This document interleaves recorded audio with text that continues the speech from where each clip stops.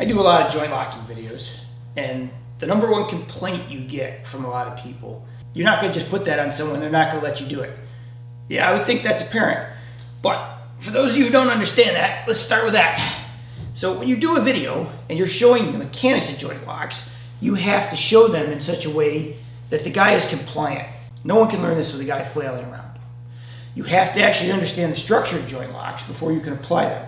But it is a fair criticism. Nobody's going to sit there and let you put this on. It's bottom line. So keep in mind, if you're going to use joint locks, there's a whole methodology to it. You have to set it up. You can't sit there and just wrestle with this guy and think this is going to happen. You may have to off-balance them. You may have to hit them. You may have to push them. You may have to make them commit. He's not going to just stand there and let me go, okay, great, and let me put this on while I giggle. That's not how it works. There's a lot of years of wrestling around and hitting and playing to understand how do you get to the point where you can actually apply them. Number two, they're not always a submission.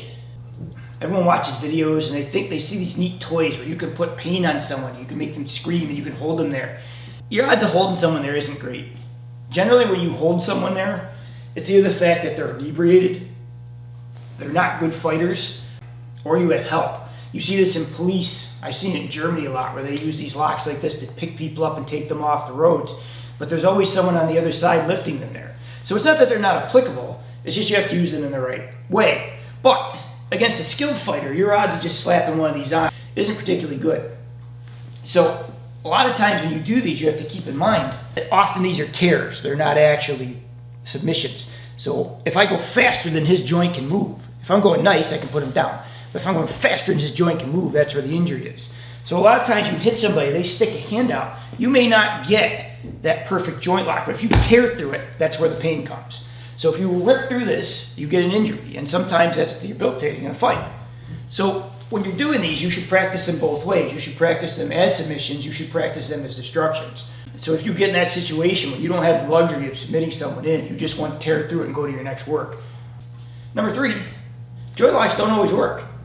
You get a skilled fighter who understands how to escape something. Like if he's trying to grab me, he's trying to put a joint lock on, and I know it's coming, and I don't want to let him put this on. It's almost impossible to put this on. That's why styles aren't just joint locking. Even if you take a style like Aikido, which has a lot of locks, you'll notice there's a lot of throws. The reason the throws are there is because the locks don't always work. You take a style like Tai Chi, which is a really complete system, where you have kicks, throws, striking, joint locks, all the good stuff. There's a reason for that. If I go into a joint lock and he says no, I may have to hit him. Then I can come back to it, or I'll kick him and I'll come back to it. I may end up throwing him. I don't know what's going to happen. It all happens in flow.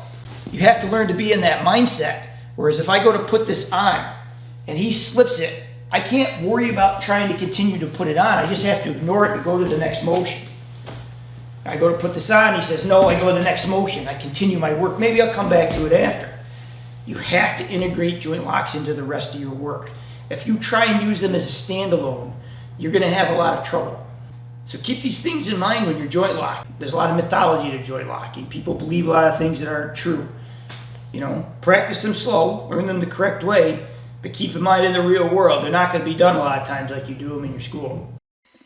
Thank you for watching. Please like and subscribe. Hit that notify button. Please feel to share, and thank you guys for watching. It really helps the channel grow.